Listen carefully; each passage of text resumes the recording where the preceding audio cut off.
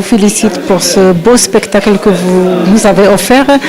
Je voulais seulement savoir comment ça s'est passé, le déroulement, comment vous avez réalisé ce projet. Est-ce que ça a été difficile de faire les répétitions entre vous? Donc parlez-nous un petit peu de ce projet de créativité. C'est vrai que c'est un projet, ça paraît très facile comme ça quand on l'écrit sur le papier.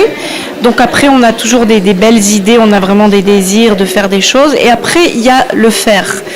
Donc évidemment, on n'est jamais complètement satisfait, mais je trouve qu'on est resté vraiment très proche de l'idée qu'on avait eue, c'est-à-dire de donner cette image féminine du soufisme, évidemment avec un modèle extrême qui est Rabea.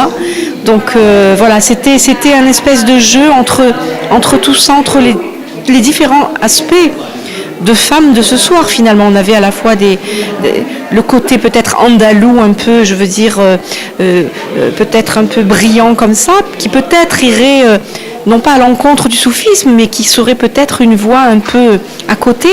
Et je trouvais, en fait, je réalise ça. Je viens de réaliser ça maintenant, c'est-à-dire que lorsque je regardais, quand je chantais, les musiciens, je voyais qu'on était en fait une espèce de microcosme humain. Vous voyez ce que je veux dire? Et j'ai trouvé ça très intéressant. Voilà, donc évidemment, outre le plaisir de chanter, d'avoir des poèmes magnifiques, très difficiles à chanter, on a beaucoup tous travaillé. C'est-à-dire que tout le monde s'est vraiment investi. Baharanda, Driss Berrada, on a vraiment travaillé vraiment de concert, comme on dit, pour vraiment aboutir à une création collective. C'est vraiment quelque chose qui est collectif. Oui. Voilà, il y a eu cette envie de travailler ensemble et ce thème qui est magnifique. Voilà, ce thème de ode aux femmes mystiques. Voilà, et je crois qu'on a un peu approché ça. On l'a approché. Oui, complètement. Ça, c'est vrai que vous savez, on habite tous un peu partout, etc. On n'est pas toujours, mais il y a ce moment-là où moi j'ai vraiment senti qu'il y avait vraiment une communion, mais vraiment, surtout à la fin, voilà. On est très solidaires les uns des autres. Je pense que ça s'est senti. Je pense que le public, il l'a vu, il a senti qu'on est très liés, qu'il y a un lien un peu qui nous dépasse aussi. Ouais. Ça vous tente de refaire ce projet ou un autre dans le même sens? Bien sûr, Inch'Allah, bien sûr. C'est-à-dire, j'espère que ce n'est que le début. Parce qu'il y a tant de choses à faire dans ce domaine qui est vaste. Hier, je donnais un concert à Marseille et je chantais justement un poème de Hafez. Et justement, dans le poème, il disait que je jure par Dieu que je ne connais rien de lui. La seule chose que je connais de lui, elle est égale à mon grain de beauté. Ça veut dire que je ne connais rien, c'est minuscule. Et donc, il nous reste encore tant de choses à saisir. الكونسير جميل تبارك الله. انا بغيت نعرف كيفاش كانت هذه اللمه ديالكم، كيفاش كان هذا اللقاء هذا، واش كانت شي حاجه سهله صعيبه، كيفاش تم هذا الشيء باش فرجتونا في هذا اللقاء؟ ولا شكرا بعد على الحضور وشكرا على الدعم ديالكم، لان الوجود ديالكم حتى هو شرف لنا وتحفيز، لانه المحافظه على تراث بلادنا كله. حقيقه هذه تظاهره خاصه، لان كل ما هو فني عنده الذوق ديالو وعنده مكانته، ولكن هنا هذه تظاهره اللي عندها واحد الطابع خاص، الا وهو الطابع الصوفي. كل ما هو طابع صوفي اللي عنده علاقه مع الحب الالهي والتفاني في العشق الالهي، وهذا هذا واحد البحر اللي ما عنده حدود، خصنا كاملين نشربوا منه، كاملين نتعلموا منه. حقيقه هذه التواجد ديالي في هذه الدوره، انا كنشكرهم للدعوه، وحقيقه هي كانت واحد السلاسه، وكان واحد الجو ديال التحضير لهذا البرنامج اللي شفتيه. فهذا البرنامج هو فعلا فعلا هي الفكرة ديال 3 سيدات، ولكن هو يعني كل واحد الا وعمل فيه واحد البصمه، وكانت فيه واحد المشاوره والمشاركه في التحضير ديالو، ومر الحمد لله في اجواء طيبه. وهذا هو يعني هذا هو الهدف، لان هذا ماشي برنامج غير فني عادي بحال اللي موالفين في المهرجانات الاخرين، بل هذا برنامج اللي خصو يكون كيحثنا على اننا ولو نعرفوا ناخذوا غير شي عبره من هذا التصوف. يعني الا خدينا غير بيت من الابيات، مثلا بيت رابعه العداويه اللي كتكلم على العشق الالهي، وهي سيده العشق الالهي: احبك حبين، حب الهوى وحبا لانك اهل لذاك. فيعني خصنا نتعمقوا في هذه الابيات. الحمد لله هذه ذخيره عندنا ماده اللي يمكننا نستعملوها ويمكننا نتبحروا فيها، اولا باش كنتلذذوا بجماليه الكلمات ونمشيو على طريق هاد الناس هادو ولو غير بواحد النسبه معينه.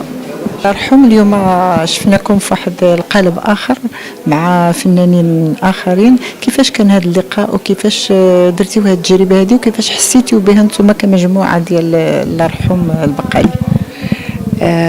احنا الحمد لله منفتحين على ثقافة العالم، سواء في المغرب، واشتغلنا أيضا في أمريكا وفي البرازيل وفي أندونيسيا وفي مؤخرا في أمستردام. فاحنا هذا هو هدفنا، أن هذه رسالة ثقافية صوفية اللي كنعتز بها، اللي كنقدموا بها الموروث الثقافي النسائي. وهذه الرسالة كنعتز بها لأن الفرقة النسائية، والحمد لله من خلال هذه الفرقة فهي رسالة اللي كنعتز بها واللي كتشرف المرأة المغربية، لأن الإنشاد الصوفي كان محتكر على الرجال، فالآن الحمد لله المرأة المغربية أصبحت لها وزن وإشعاع في هذا المجال، فهذا الشيء كنعتز به. أما فيما يخص اليوم ألف الشكر بعدان الجمعية المنظمة هذا المهرجان الثقافي والمميز، وعلى رأسهم الدكتور فوزي السقلي على هذه الاستضافة الطيبة وعلى هذه الفرصة أيضا لافتتاح هذا المهرجان من هذا الوزن، ومع هذا الحضور، مع هذه الوجوه الطيبة، ومع هذا الفنانات اللي اشتغلنا معهم. فهدفنا هو حوار الثقافي وتمازج الثقافي. فهي طريقة ديالنا، هي طريقة من الطرق في الإنشاد الصوفي الحضرة الشفشاونية، ولكن هي مادام هي حنا كنشتغلوا على طبوع مغربية أندلسية محضة، فلا مانع، ما عندناش مانع أن باش يكون عندنا واحد العمل مشترك مع أي جهة ومع أي بلد ومع أي ناس. فهذا الباب مفتوح الحمد لله، كيبقى اشتغال واجتهاد، والهدف هو نقدموا هذا الموروث الثقافي ديالنا اللي كيتجلى في الحضرة الشفشاونية النسائية بصورة مشرفة للمغرب. الحمد لله وفقنا ربي في هذا اليوم ومن قبل، وإحنا دائما هدفنا هو استمرار هذا التأطير للشابات وللنساء، وتقديم هذا النمط في صورة مشرفة للمرأة المغربية، لأنه كان محتكر على الرجال والنساء ينشدوه في البيوت. فإحنا هدفنا هو نخرجوه من الحقل الثقافي، ورسالة اللي كنعتز بها بأن المرأة المغربية كتنشد في الخشبة. الإنشاد الصوفي ماشي ضروري يكون في الزوايا أو في البيوت مغلقة، فإحنا منفتحين كنشدوا الإنشاد الصوفي. والحضرة الشفشاونية قدمناها في أمريكا وفي البرازيل وفي أندونيسيا وفي أوروبا وفي الخليج، فكان استحسان ديال الجمهور ان هذه الفرقة اللي هي نسائيا 100% مغربية فقط على مستوى العالم العربي والإسلامي، الفرقة الواحدة اللي هي نسائية، اللي الحمد لله تبرمجت في عدة مهرجانات عالمية. فمن خلال التأطير باستمرار هو كله باين على المستوى ديال الفرقة، ودائما هو الخلف من خلال التأطير بشكل اليومي. أنا كنأطر واحد العدد من النساء والشابات من مدينة شفشاون وطنجة وتطوان.